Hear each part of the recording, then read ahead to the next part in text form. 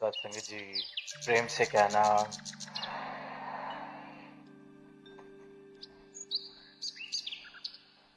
आज यहाँ सुल्तानपुर में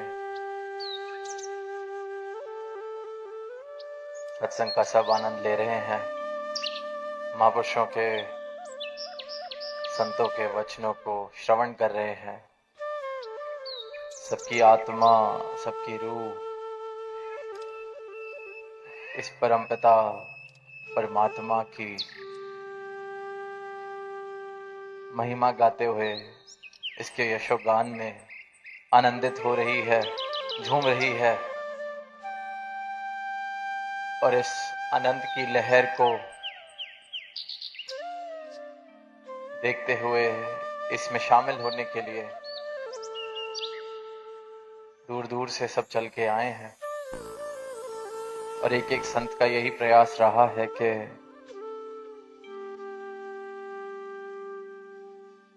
ये आनंद, ये मस्ती, ये जो रूह की खुराक है, आत्मा की खुराक है, ये जो परमात्मा से मिलन होने के बाद इस आत्मा का जो जीवन में अवस्था मिली है, हर एक का यही प्रयास है कि ये अवस्था मुझ तक सीमित ना रह जाए, सिर्फ मैं इसका भागीदार बनकर ना रह जाऊं। इसलिए अपने मन के भाव सबके साथ साझा करते हैं।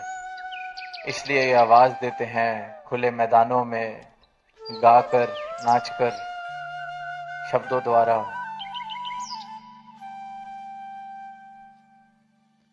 कि अपनी आत्मा का कल्याण कर लिया जाए। ये जो जीवन मिला है, इस जीवन का जो मकसद है, इसे पूरा कर लिया जाए। जिस प्रकार से इंसान अपना जीवन जी रहा है, आज देखते हैं, चाहे बड़े से बड़े दायरे में देखें, समाज के तल पर, विदेश के तल पर, विश्व के तल पर, या फिर अपने घरों में किसी भी तल पर इस बात को देखें तो मनों में संकीर्णताएं बढ़ती जा रही हैं, दीवारें बनती जा रही हैं।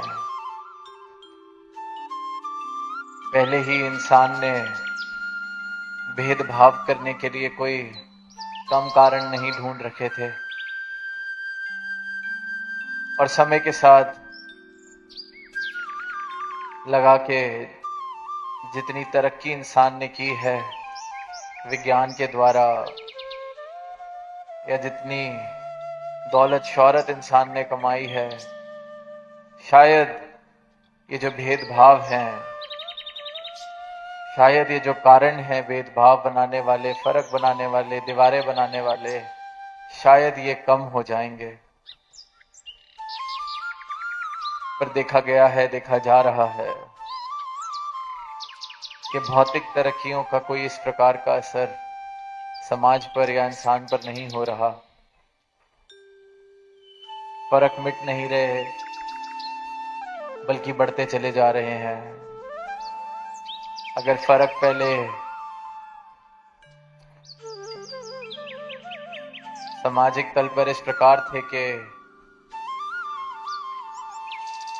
जाति पाति का फर्क, रंग नस्ल का फर्क, तो आज वो जो संकीर्णताएं हैं और फर्क हैं, वो इतने छोटे दायरे में आ गए हैं कि बाप बेटे में फर्क आ गया है, भाई भाई में फर्क आ गया है। कल तक तो सिर्फ जात पात की लड़ाई कर रहा था इंसान कि मेरी जाति ऊंची पर फलानी जाति नीची, मेरी भाषा वाले ऊंचे, फलानी भाषा वाले नीचे। पर तरक्कियों का इस प्रकार का असर हुआ है, भौतिकता का सरूर इस तरह से चढ़ा है इंसान पर कि घर घर में, चार दीवारी में जो साथ रहने वाले लोग हैं, उनमें भी आपस में फर्क आ रहे हैं, रिश्तों में दूरियां आ रही हैं।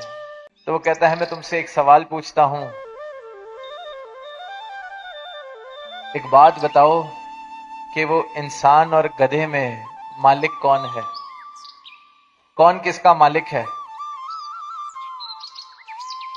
तो सारे बच्चे बोलते हैं कि ये कैसा सवाल हुआ, जाहिर सी बात है वो इंसान मालिक है, इंसान ने उसको रस्सी से बांधा हुआ है, वो गधे के गले में तो रस्सी बंधी हुई है, मालिक तो इंसान हुआ। तो जब सब ये जवाब दे देते हैं तो फकीर कहता है ठीक है।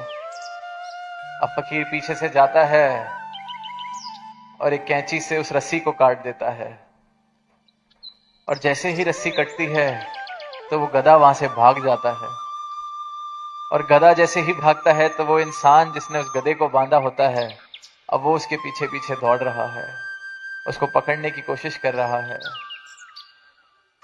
अब वो फकीर वापस उन बच्चों के पास आता है, कहता है अब बताओ कौन किसका मालिक है, किसने किसको बांधा हुआ है, किसने किसको पकड़ा हुआ है, किसने किसको संभाला हुआ है, कौन किसके वश में है।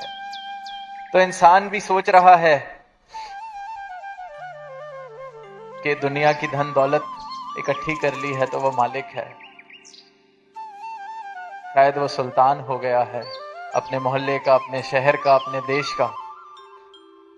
पर सोचने वाली बात और पूछने वाली बात यह है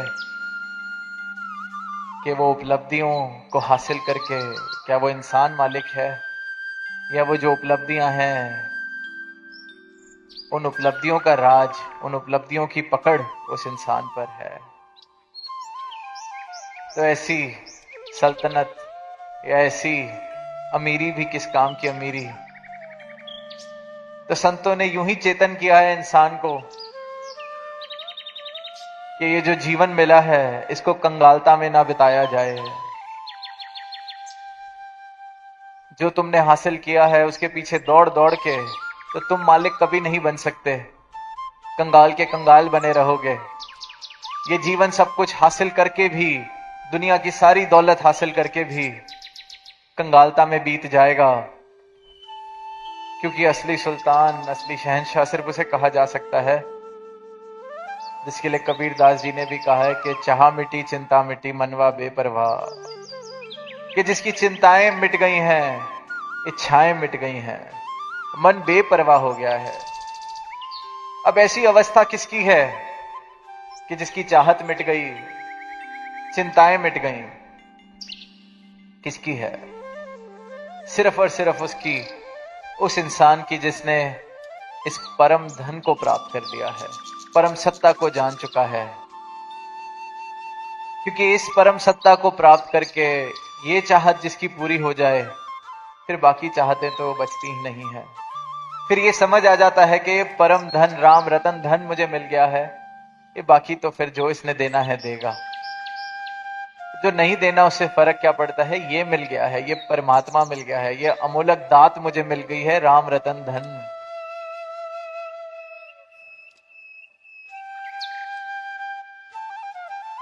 पायो तो फिर चाहत मिट जाती है, चिंताएं भी मिट जाती हैं, क्योंकि समझ आ जाता है कि कर्ता ये परमात्मा है, इस सृष्टि को बनाने वाला मुझे मिल गया है, इस सृष्टि को चलाने वाला मुझे मिल गया है, जिसने मुझे ये जन्म दिया, ये इंसानी जन्म दिया, वो मुझे मिल गया है। तो चिंता आप कोई करेगा तो फिर ये करेगा, मैं चिंता का बोझ क्यों उठाऊं। ये तो वही वाली बात जो शहंशाह जी एक छोटी सी कहानी सुनाते थे कि एक राजा जा रहा था अपने रथ पर, और रास्ते में किसी एक कमजोर से बुजुर्ग आदमी को देखा कि बहुत भार उठा के खड़ा है धूप में। उस पर तरस आ गए और कहा कि तू ऐसे ना पैदल जा, तू मेरे रथ पर आ जा। अब वो इंसान इतना आदी उस बोझ को उठाने के लिए, इतना आदी अपनी कंगालता से, उसको विश्वास ही नहीं हुआ कि राजा अपने रथ पर बिठा रहा है। पर अब राजा ने बुलाया है तो मना भी नहीं कर सका, बैठना पड़ा उस रथ पे। अब रथ पे तो बैठा, पर वो जो बोझ सर पे ढोया हुआ था, वो बोझ उससे उतार नहीं पाया अपने सर से। उस बोझ को सर पे ही उठा रखा है, और बैठ गया है रथ पर। अब राजा पूछ रहा है कि ये क्या कर रहे हो, तुम्हें रथ पर बिठाया ही इसलिए, इस बोझ को भी रख दो। वो आगे से हाथ जोड़कर कहता है कि राजन, क्या ये कम है, आपने मुझे बिठा लिया है, अब इस बोझ को भी मैं यहां डालकर आपकी तौहीन नहीं कर सकता। इंसान अपनी चिंताओं को उठाने में इतना आदी हो चुका है, इतना आदत सी उसकी बन गई है, जीवन जीने का तरीका ही इंसान का कंगालता वाला हो गया है कि परमात्मा कहता है आ जाओ मेरे रथ पर बैठो, पर इंसान अपनी कंगालता नहीं छोड़ सकता, आदत हो गई है। बोझ तो इस परमात्मा ने ही उठा रखा है, चिंता तो यही कर रहा है। लिखा है शहंशाह जी ने कि पाताल में भी रोटी देना इसकी जिम्मेदारी है। हम यहां सब पहुंच गए हैं, अपने जीवन की जिस भी मुकाम पर हैं इसने पहुंचाया। हर श्वास मुझे ये दे रहा है, अब मैं श्वास की चिंता करने लगूं तो मेरी चिंता करने से ये सच्चाई नहीं बदल जाती कि देने वाला करने वाला ये परमात्मा है। ये तो मैं बेकार में ही चिंता का बोझ उठाए बैठा हूं। जैसे उस बुजुर्ग ने रथ पर खुद भी बैठ गया पर बोझ अपने सर पे ही उठाए रखा। तो चाह मिटी चिंता मिटी, जिसे ये बोध हो जाता है सदगुरु की कृपा से ये राम रतन धन प्राप्त हो जाता है, तो चाहत भी मिट जाती है, चिंता भी मिट जाती है, क्योंकि ये कर्ता परमात्मा मुझे मिल गया। कौन सा परमात्मा? कहने सुनने वाला नहीं, हूबहू जिसके लिए लिखा है कि शस्त्र जिसे काट नहीं सकते, अग्नि जला नहीं सकती, पानी भिगो नहीं सकता, जो कल भी था आज भी है कल भी रहेगा, ये परमात्मा सतगुरु, इस परमात्मा के मुझे दर्शन कराता है। ये परमात्मा मेरे जीवन में आ जाता है सिर्फ हृदय से, सर झुकाने से सतगुरु के चरणों में। और जिस जिस इंसान ने इस दौलत को, इस राम रतन धन को हासिल किया है अपने जीवन में, उसने ये गवाही दी है फिर, चाहे वो मीराबाई, महलों में पलने वाली मीराबाई हुई, पायो जी मैंने राम रतन धन पायो। महलों में रहने वाली को भी लगा कि जीवन में कोई कमी है, इसलिए राम रतन धन पाया। अगर महल की चकाचौंध ही जीवन में कंगालता को मिटा देती तो फिर उसको वो खोज नहीं करनी पड़ती इस राम रतन धन की। फिर कबीर दास जी ने, कुटिया में रहने वाले, उन्होंने भी पाया, उन्होंने भी फिर आगे उद्घोष किया कि चाह मिटी चिंता मिटी मनवा बेपरवाह। जिसको कुछ नहीं चाहिए सो ही शहंशाह, और जिसको ये परम सत्ता परमात्मा राम रतन धन मिल गया उसको फिर क्या ही कुछ और चाहिए हो सकता है। इसलिए फिर ऐसी अवस्था जिसने प्राप्त की उसको शहंशाह कहा गया है। जिसने कंगालता वाला जीवन छोड़ा, मैं मेरी वाला जीवन छोड़ा, दीवारों वाला जीवन छोड़कर इस खुले आसमान में जीना शुरू कर दिया, इस निरंकार के अंदर जीना शुरू कर दिया, परमात्मा के एहसास में जीना शुरू कर दिया, ऐसे इंसान को फिर कहा गया है कि ये शहंशाह वाला जीवन जी रहा है। चाहत ही मिट गई, चिंता ही मिट गई, और कारण है कि सब कुछ करने वाला, देने वाला, बनाने वाला, मिटाने वाला ये प्रभु मैंने प्राप्त कर लिया है। तो फिर अब वो मूर्खता मैं नहीं करूंगा कि इस राजा ने अपने रथ पर भी बिठाया है और मैं बोझ भी ढोता चलूं। तो ये जीवन में कंगालता अगर है तो सिर्फ और सिर्फ उसका कारण मैं हूं। एक पल में ये कंगालता वाला जीवन छोड़कर इस परमात्मा को, इस राम रतन धन को मैं हासिल कर सकता हूं। कहते हैं गांव में एक गुरु होते जो सारे गांव के बच्चों को अध्यात्म की शिक्षा देते। अब वहां सबका ध्यान आया कि आपका बहुत रुतबा है, आपका सब बहुत सम्मान करते हैं, आप हमारे राजा से कहिए कि यहां एक छोटा सा स्कूल बनवा दें।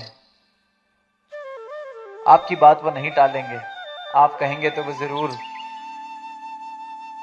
करेंगे ये बात पूरी। अब वो गुरु आगे से बोले कि वैसे तो मेरा उधर जाना आना नहीं है, पर अब तुम्हारा इतना प्रेम है तो तुम्हारे लिए मैं चला जाता हूं। अब वो गए तो पता चला कि अभी राजा किसी कक्ष में बैठे हैं, तो बाहर इंतजार करने को कहा। अब इंतजार करते करते वो गुरु जो बाहर बैठा है अपने शिष्यों के लिए, उनके परिवार की वो ख्वाहिश पूरी करने के लिए बैठा है। उसको आवाज आती है कि वो राजा तो हाथ फैलाकर खुद मांग रहा है, मंदिर में खुद मांग रहा है कि मेरी सल्तनत को बनाए रखना, मेरे राज्य को और बढ़ाना, मुझ पर कोई युद्ध ना करने आए, हर तरह की जो मांगे, मुझे पुत्र धन देना ताकि मेरा वारिस मुझे मिल जाए। हर तरह की मांग करी जा रही है राजा के द्वारा। अब इससे पहले वो फ्री होता वहां से और बाहर आता उनको मिलने, गुरु वापस चला गया और उसके बच्चों ने पूछा कि आप मिलाए राजा से, आपने बात की वो स्कूल बनाने की? तो गुरु ने आगे से बोला कि किस बात का राजा, वो तो हाथ फैला के तुमसे भी बुरी हालत में है, जितनी तुम्हारी मांगे नहीं उससे ज्यादा मांगे तो उस राजा की है। वो राजा नहीं है, उससे अच्छी अवस्था, उससे बड़े राजा तो तुम ही हो। और मैं तो यही कहूंगा उसका रास्ता छोड़ो, जो तुम्हें धन मिला है इससे ऊपर के जीवन पे, इससे ऊपर की यात्रा तुम करो। वो राजा नहीं, वो तो तुमसे भी बड़ा मांगता है, तुमसे भी ज्यादा कंगालता वाली उसकी हालत है। तो यही हाल इंसान का है, जहां जीवन हीरे जैसा जीवन मिला है उसको कौड़ियों के भाव लुटा रहा है, और कोई और उससे ये काम नहीं करवा रहा। उसकी अपनी अज्ञानता, उसका अपना अंधकार, उसका अपना अहंकार उसको मजबूर कर रहा है कि वो ऐसा दरिद्र जीवन जिए, ऐसा जीवन जिए कि अंत में तरस आ जाए कि मौका तो मिला था मंजिल मकसूद हासिल करने का, पर ये इंसान तो कंकड़ पत्थर इकट्ठे करते रह गया, मिट्टी के ढेर बनाते रह गया, और मिट्टी ने तो वहीं का वहीं रह जाना है। ना उसकी कीमत कल थी, ना आज है, ना कल होगी। कीमत है तो सिर्फ इस एक अमोलक दात की। ये अमोलक दात प्राप्त करते चले जाएं, ये जीते जी जीवन को संवारते चले जाएं, जीते जी जीवन में इस प्रकार से इस राम रतन धन को बटोरें कि मेरी दौलत ये राम रतन धन हो, ये प्रेम हो, ये प्रेमा भक्ति हो, और ऐसी दौलत का, ऐसे राज्य का मैं सुल्तान बनूं जिसको जितना बांटूं वो और बढ़ती जाए, जिसको जितना बटोरूं वो और बढ़ती जाए। ऐसी सल्तनत जिसमें जितना सबको बांटूं वो सल्तनत और बढ़ती जाए। ऐसी सल्तनत तो मुबारक है, और ऐसी सल्तनत का हकदार हर एक इंसान है। हर एक इंसान इस दातार को, प्रभु को प्राप्त करके शहंशाह वाला जीवन जी सकता है। चाहत और चिंता मिटाकर एक जीवन जिया जा सकता है, और यही जीवन झोली में डाल रहे हैं सतगुरु। और इसी जीवन को जीते हुए ये संत भक्त अपनी भक्ति कर रहे हैं, और सारे ही संसार को आवाज दे रहे हैं कि आओ रब के दर्शन कर लो, परमात्मा को हासिल कर लो, प्राप्त कर लो।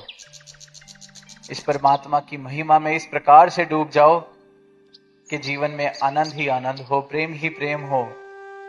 और ये प्रेम जो परमात्मा के साथ जब मेरा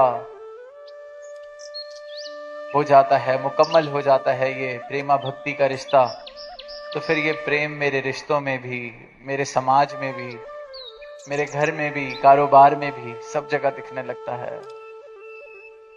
तो ऐसा जीवन हर एक मानव के हिस्से आए, ये खूबसूरत दुनिया हम सब मिलके सजाते चले जाएं, प्रेम के आधार पर, भक्ति के आधार पर, परमात्मा का सहारा और आधार लेते हुए एक सत्य भरा जीवन, सत्य के साथ हर पल में एहसास इस सत्य का हो, इस परम सत्ता का हो, इस अविनाशी का हो, तो ऐसा जीवन वाकई ही मुबारक जीवन है और ऐसा जीवन सबके हिस्से आए। प्रेम से कहना, नानक।